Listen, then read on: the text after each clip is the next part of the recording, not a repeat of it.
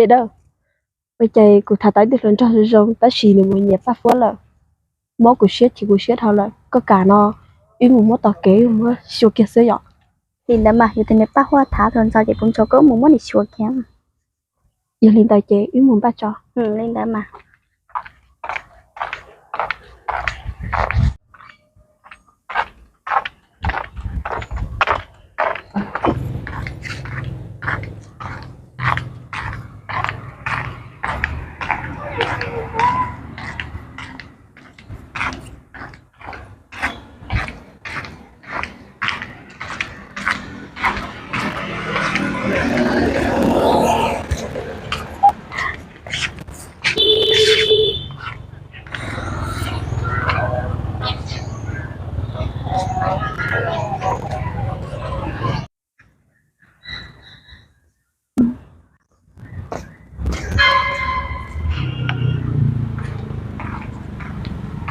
để đâu tụt thà của tụi nó thì tụt to tiền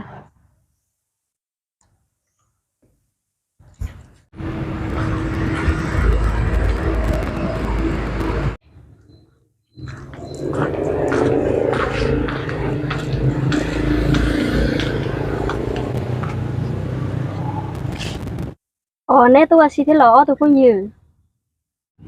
ý tôi nó chỉ có tôi xí Giờ linh tạo nè tôi muốn đắt chi. lỡ tụi mình ba phú à trả lại trả xuống có thì dò Không nhiều, giờ tiền mua đắt chi chỉ học xí cho li hải sau đi co. Tôi không nhiều. Của đắt chi sau đó nè, trả nè chỉ li tôi linh nó trâu cụ. Jim cái chỉ bao cái thằng tết bây giờ đi đâu show mà chắc có chuyện đó chị nhá Bà này bao đã rồi đi lại của anh trai nó chỉ một của mùa. chặt thật chỉ tốt tôi tích cực khá chặt tốt cho lại mình chạy tôi luôn đi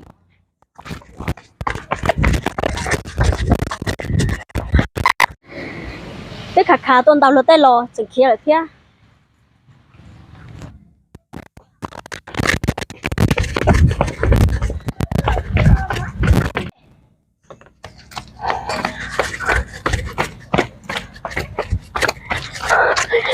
thì có chị tôi cũng nè